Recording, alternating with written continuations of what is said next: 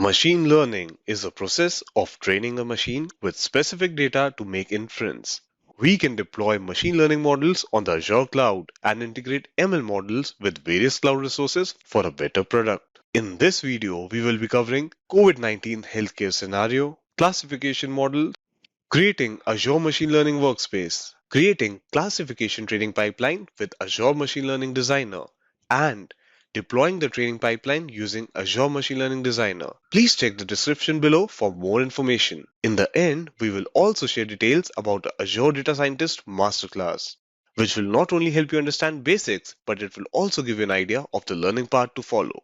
It would be helpful, especially when you're preparing for Azure Data Scientist certification.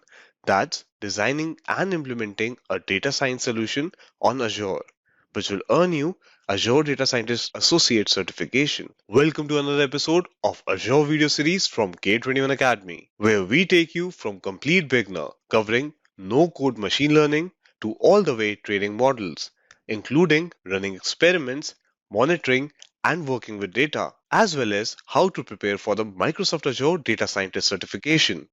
We have taken a clip from one of our certification training program on designing and implementing a data science solution on Azure.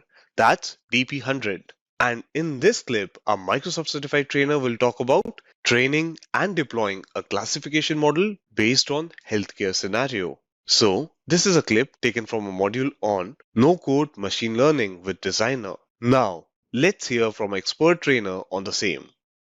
So this is a scenario which we are facing really these days during the COVID-19 crisis. The problem is that we have huge number of patients as such. Now, when we talk about huge number of patients, we really have the people who are sick, who really need help as well right now. A lot of us are healthy, and precautionary measure, we go and we do the health check. We want our COVID-19 testing to be done. So when we talk about huge amount of patients, we have both type, healthy, unhealthy, and we might have some other cases as such where the person is not actually having COVID-19 or they are not infected right now. Maybe they have some other problem, and because of that, they are going to get the testing done. Now, one of the problem we are facing in the world is that our health services, we have less number of doctors, we have less number of those advanced testing facilities where we can do those testing, and we have huge number of patients who are coming in and who needs the healthcare right now. We have limited number of hospital beds, we have limited number of nurses, we have limited number of oxygen cylinders, and so on and so forth. Ventilators are limited. We need to find one solution for it. So the solution comes in terms of machine learning, it comes in terms of classification, it comes in terms of screening the patient at the right time using various data points, and once the patients are screened, then we provide them with the correct services. So the scenario is of a healthcare service, right? So let me run you through this again. So we are talking about healthcare. A lot of patients are there and they all are looking for testing, and we have less number of doctors. So what can we do, right? Check this out. So over here, now one of the things which we can do, so now I'm starting directly from the scenario itself. Why I'm starting from the scenario itself? Because scenarios generally make more sense, and even if you're a beginner, you will come to understand that we have a requirement over there, and how can we do it? That part I'll practically show it to you. Notice this now. So what we can do, we can have a classifier over here. What's a classifier? Classifier basically classifies the input data into some outputs as such. So whatever patient, X number of patients are over there. Now, how will we create this classifier? That's the practical part, which I will show it to you. So we will be using some previous data on which we will be creating that machine learning model as such, which will act like the classifier, and in this scenario, which will act like the screening layer. So all the patients, when they are coming, we will pass their data inputs to this model, and this model will be screening them and will be classifying them into some output categories. So what are these output categories?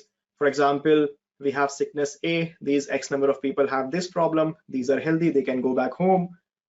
Sickness B, sickness C, and so on and so forth. So imagine this is the red, the marks which I have done in the red part over there.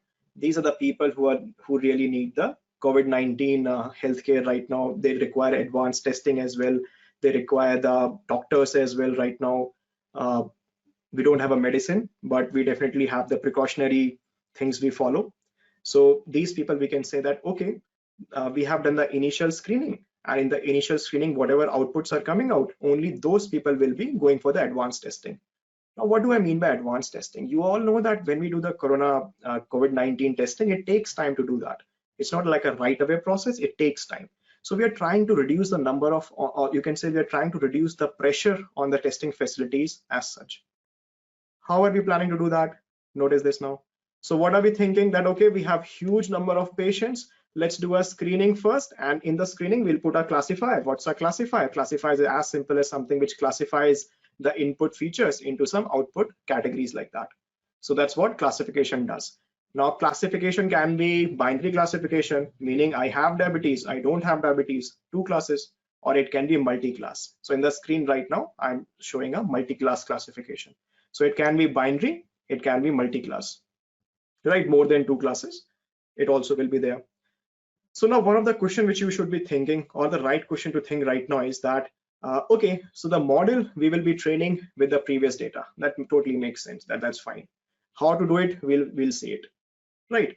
But how are we gonna do that when the patient they really come? How are we gonna do the testing, or how can we make this like a practical scenario? So what are we planning to do is that we know that whenever COVID-19 patients are there, they particularly have a type of X-ray through which we can also classify them. And if you are living in any country, what generally in any testing facility, it's like generic testing facility, they also have X-ray facility over there. And X-ray you can do within, you can say in 1 hour, you may be able to, the technician over there, we don't even need any a doctor as such over there. Any trained technician can take out an X-ray within, you can say in 1 hour, might be doing 60 X-rays as such. So we can improve the number of X-rays which are being done. So the patient can go to any generic testing facility in the locality, and they can just get their X-ray, and that X-ray they can upload, or you can say upload in the sense when we will have a, you can say when we will have a web service, which we are talking about in the demo. But or they can simply put that against that model, and that model will classify them. Okay, that looking at this X-ray, you seem to be having a high probability of having COVID-19, or you are infected right now. So because you're infected, others are healthy, and you are infected, we can send you for advanced testing. So I think it's classifier written over here. Hopefully that something got missed. It's a classifier, right? As such. Now check this out. So data is not a problem. We are generating huge amount of data. That's all data science is about. Huge amount of data, machine learning, training that models over that huge amount of data. Data can also be coming from your Fitbit devices which you have. The data can also be coming from the insulin pump which you have. Data can be coming from mobile devices. Data can be coming from all these type of sensors which we are working for. So let's talk about this. How will we practically do it? So I hope the scenario is clear. Let me know if there is any problem with the scenario. Please just shoot with the question, and I'll explain the scenario again what we are doing, right? So guys, check this out. So we are trying to thinking of making a classifier. Why do we need the classifier? So we can screen the patients, and once we have screened those patients, we will be only taking the further, you can say we will classify them as, okay, you guys are high risk, you can further go and get the advanced testing. So there are hundreds and hundreds of use cases where we can apply that. Now check this out, what I'm gonna show, exact same thing I'm gonna do. So let me explain these steps which I'm doing. I'll show you one more time, don't worry, right? Hang in with me. Maybe if you feel I'm going very fast, being a beginner, but even in that scenario, the scenario will be clear to you. You will be able to understand what we are talking about, right? Maybe if 100% of absorption is not there, but still you will be able to understand what we are talking about. So I have a data set over here. So this is a real data set as such. This data set is available, it's called as PIMA diabetic data set. And this is diabetes data set over there. And in this example, we are using diabetes data set. So what classes do I have? What are these? It looks very scary right now. This file, it's available online. So I will be importing that particular file, but I just want to show the data set before. How does it look and feel like? So this data set is available on a link as such, and you can see it's hosted on GitHub in Microsoft repository, and it's one of the lab as such, which if you are going for DP100, you will be doing this lab yourself, and you will be able to learn that classifier part of it. So this is the data set. We have various classes over there. So this same classes, you see the first row as such. This thing I have listed over here in my diagram as well. Notice this now. So let me just move that to my secondary screen. Okay, that goes away. Check this out. So how do we train that classifier? We get the data set first. We get the previous historical data set from hospitals. You need to have the factual data set. Do I need huge amount of data or do I need small amount of data? It depends on the type of algorithm which you are running, right? Sometimes we need good huge amount of data. Sometimes we do not need that. Now, secondly, is suppose the data supposed to be of good quality? Yes, obviously. The data will be, we are trying to gather data which is as factual as correct as possible. This is supposed to be ground truth. It's supposed to be correct. So we gathered the data, and the data set which we are using, that data set we have gathered from the hospitals itself. There are multiple columns over there. What are these columns? We call them features as such. So multiple features are there. And whose features are these? These features are of the patients which are going over there. Like what feature can be of a patient if we think about that? Age can be a feature. Whether body mass index can be a feature. Insulin level can be a feature. Tricep thickness can be a feature. Blood pressure, glucose level, number of pregnancies can be a feature. What is diabetic pedigree? So this diabetic pedigree basically means in your family, if you have a history of diabetes, how much your family history is going to affect your scenario right now. That's what that function gathers. So we have this data set, and so we will come to Azure now. So we need somewhere we can train these models. We need somewhere we can have the big compute. If you have huge amount of data, you need big data clusters. So you need a place. You cannot run the big data cluster in your laptop itself. It's a pseudo node. You need a cluster itself, right? So the first thing which I will be doing is I'm going to import that particular data as a data set. What is the meaning of data set? It's a term I'm introducing right now, and just remember the term just like that. In Azure, we have a concept in machine learning called as data set. We import them. Now, once this data set is imported, we will be pulling that data set into our experiment pipeline. A lot of questions will be there. So just hang in, listen to the scenario, and I'll practically show it to you, right? Then your questions. Check this out. So we import this data set. And now once we have this data set, we will be doing some steps on it. You can see some steps I have drawn in the diagram. So what are these steps? Well, let's do it till this step. Let me quickly show you how to make the machine learning service. In the meantime, you will get some time to absorb it. Then I'll show you the rest of it, right? We will talk through this particular scenario. Check this out. Let me take you to Azure portal. And now I'm just going to drag the browser. So this is Azure portal. You definitely need one Azure subscription. Once you have the Azure subscription, how can you get the subscription? You can go for a free trial as well if you're doing the preparation right now. And once you have done that, you will search for machine learning in Azure subscription and click on create. And it's a simple form you have to fill up. So just give your resource group over here. I might be having some existing resource group. I can select that. I can make a new one. Let's give it a name over there. So this is Shivam's ML service demo as such. Let's say demo as such, or let me say 2. Which location I want to deploy? Southeast Asia. What workspace edition do I want? Enterprise. We might be doing this in production. We need enterprise. Let's click on create. So let's click on create one more time. So this is as simple as how you can have a place where you can run your entire data science life cycles, right? So we deployed something. So I'm very conscious about your time. So I have already deployed this before. So once this is deployed, it will take hardly 2-3 minutes for it to be there. But let me show you the one which I have deployed like an hour before. So you will see if I click on all resources, let me click on resource groups.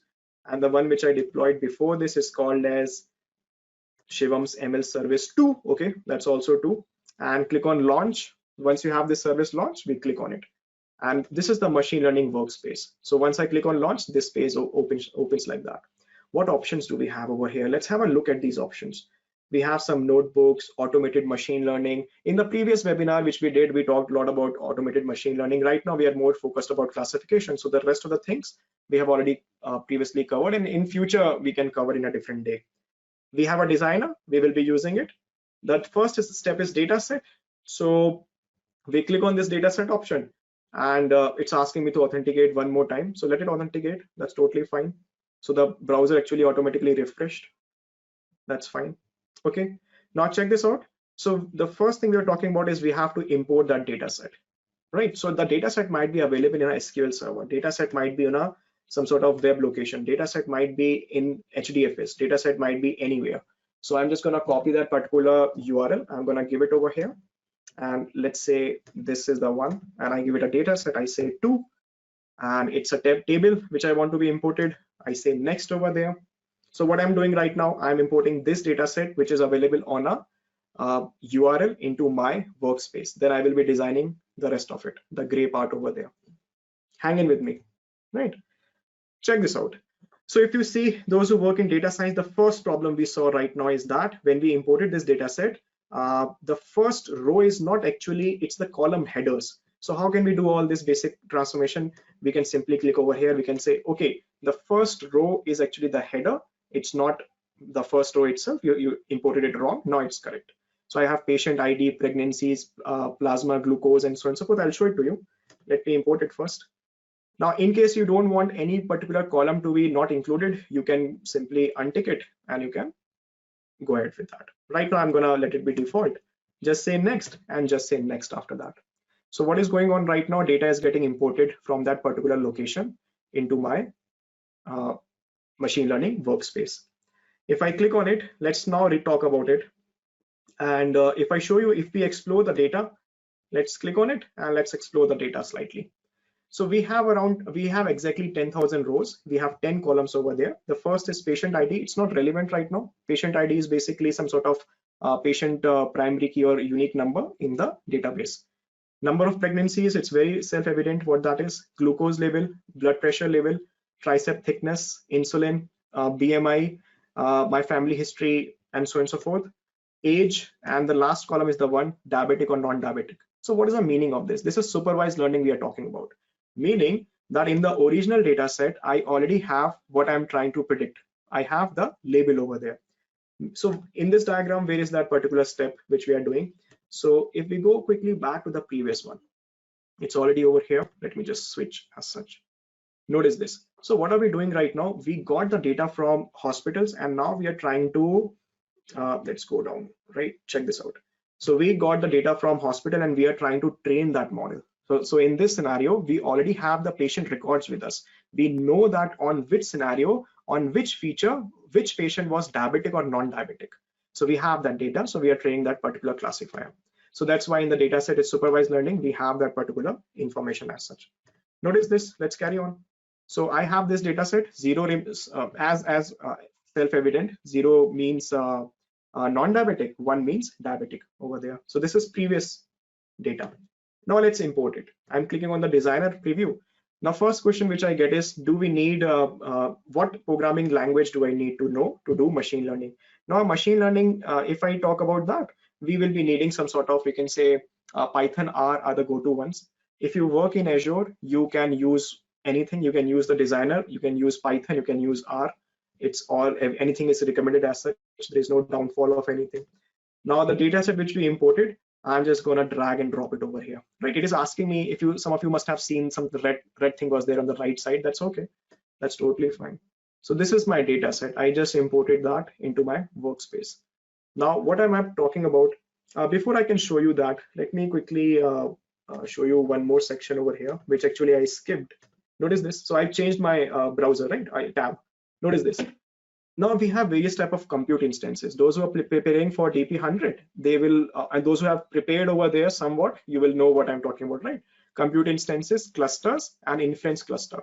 So what I'm doing right now, once my model is trained, I will be deploying my model into Kubernetes. So on the right side, I have Kubernetes, and this is where the model is deployed, and any mobile application can do a API call with this model and can get the score back.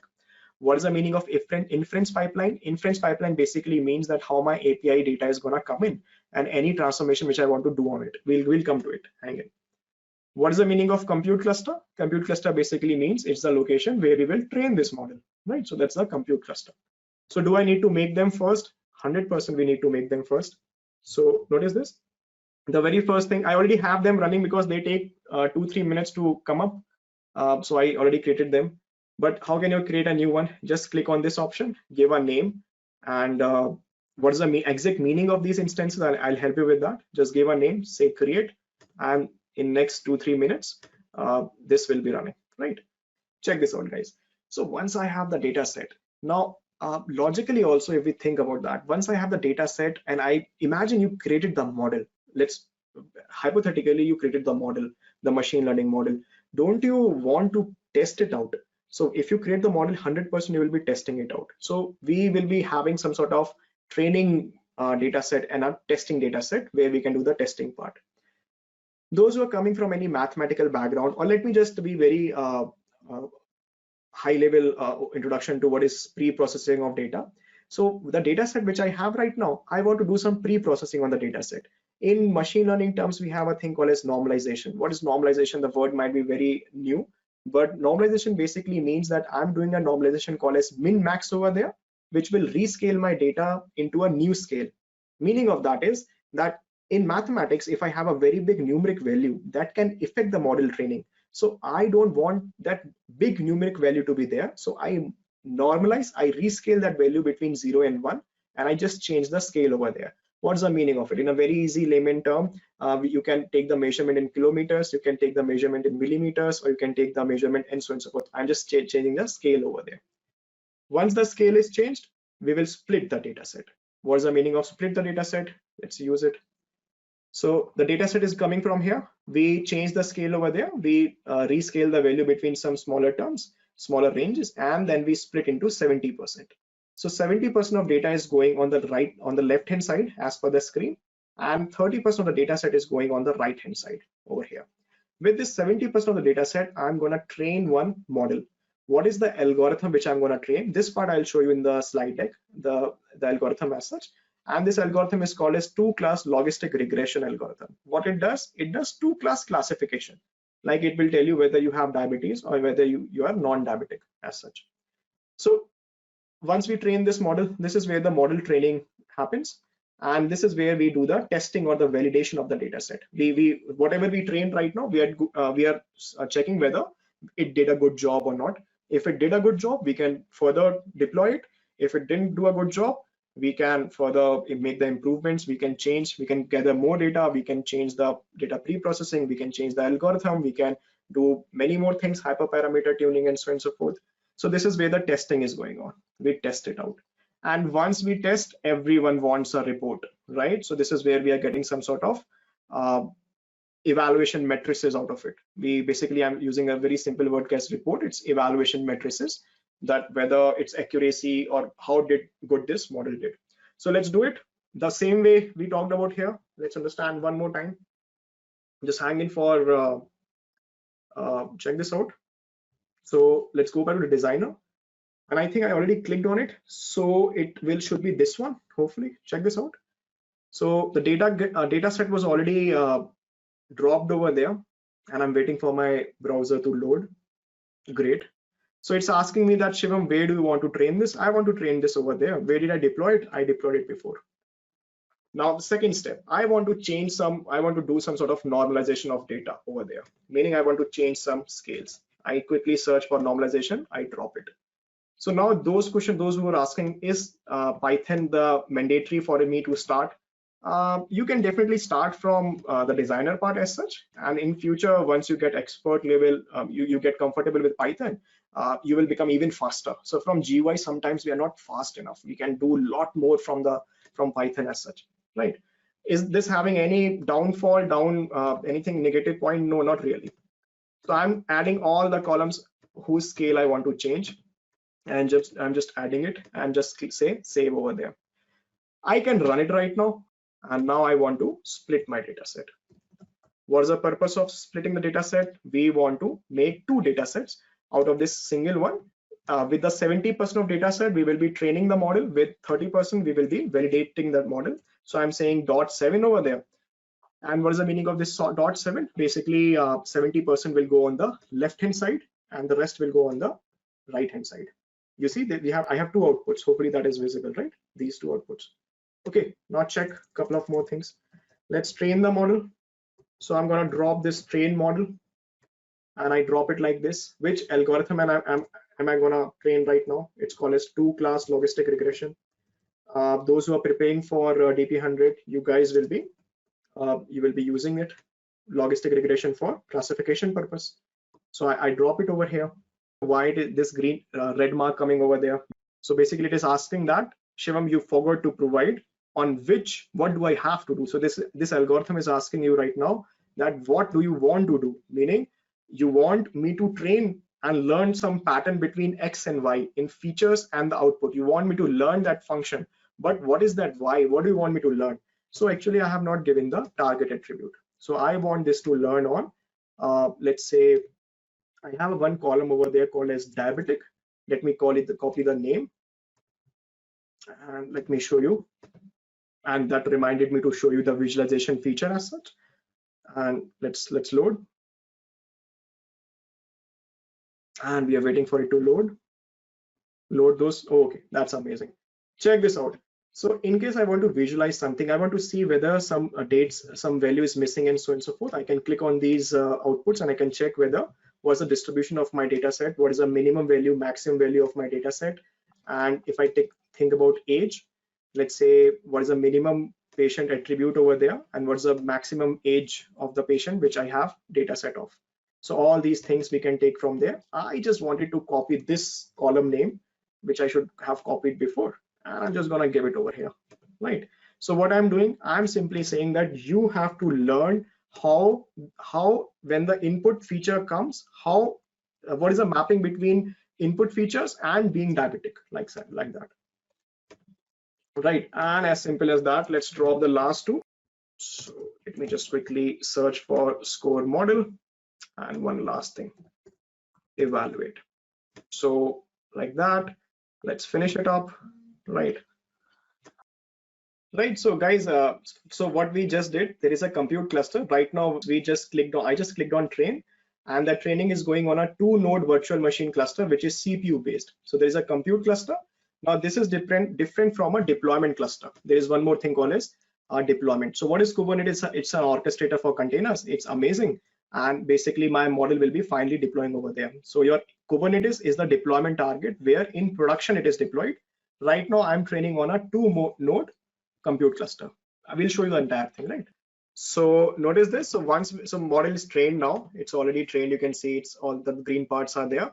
How do we know whether it's doing a good job or not? First of all, how will we see the outputs? We can just right click and see the visualizations like that.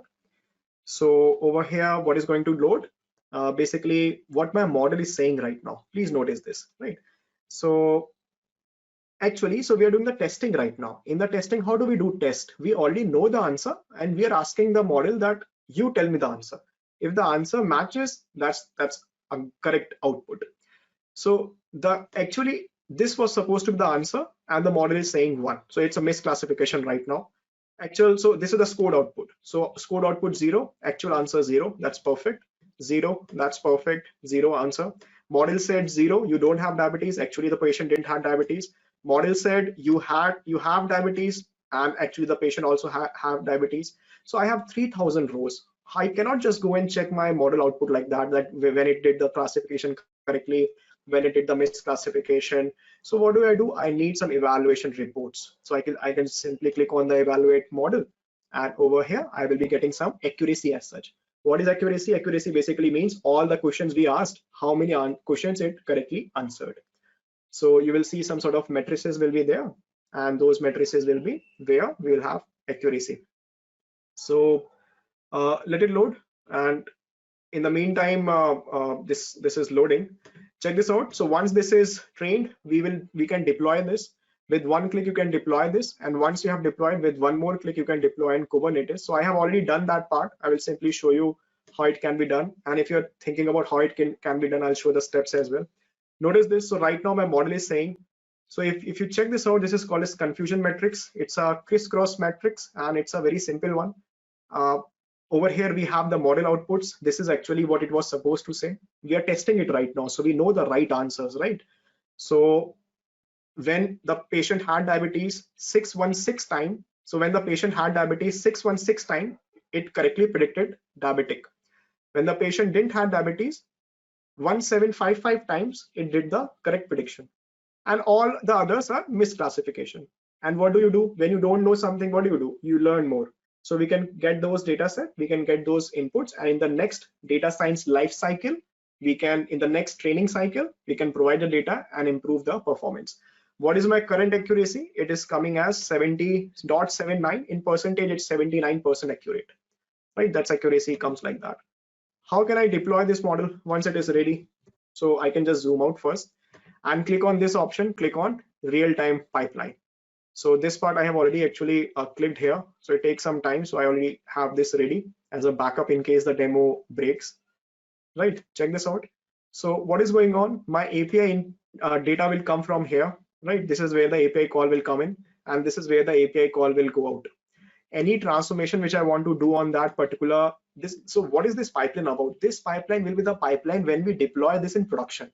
How the API data will come in if we want to apply some transformation on that, or if we want to run some Python script on the data, if I want to make any changes in the output and so on and so forth, I can provide all the details as such. And afterwards, with one click, I can say deploy. And on this deploy, where do I want to deploy? So I can say, okay, this is my test deploy during the demo. Let's say test 2. Oh, it's asking don't give capital and so on and so forth. So let's not give it like that. Let's say Shivam test ATS. Now I want to deploy this in Kubernetes cluster, which I created before. I click one and it's starting getting deployed. So it will take some time to deploy. So what I did, I already did it for you. There is no other step as such. It's totally, it's a very good service for data scientists where they need not be an expert in Kubernetes, but it just got deployed in Kubernetes. Once it is deployed, it will show in endpoints. This is the one which is we just deployed. This is the one which I deployed 1 hour back. When you guys were introducing, I did it there. Now check this out.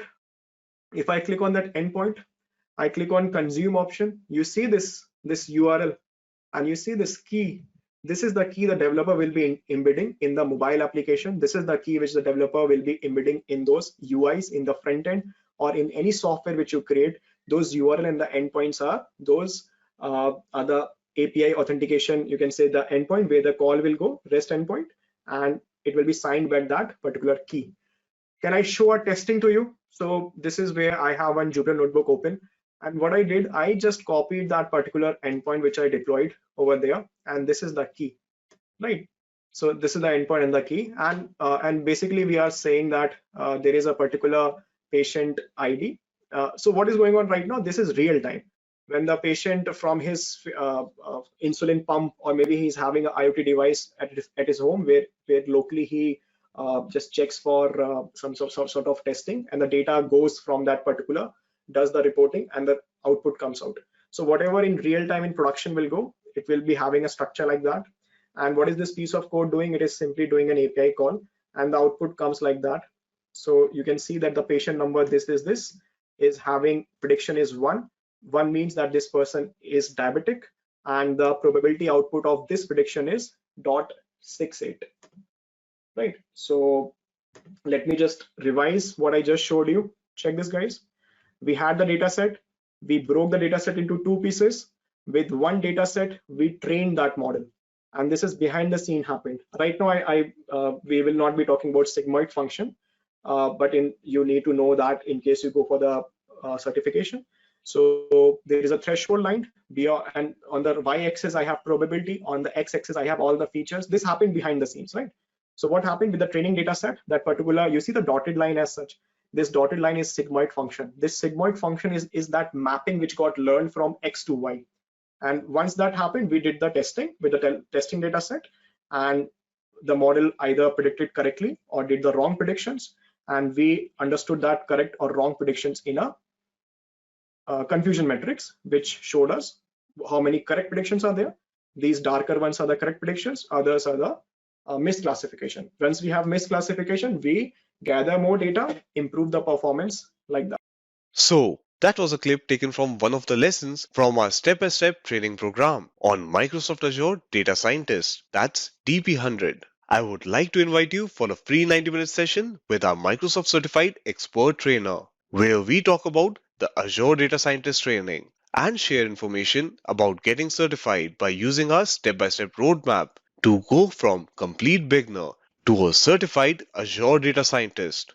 If you are interested, register for a free class by going on to k21academy.com/dp10002. Additionally, we will show live demo predicting diabetes in patients using machine learning. We will also share information about the certification exam.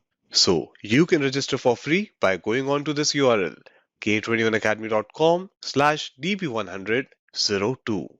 I will see you in another episode of Azure video series from K21 Academy. Till then, take care.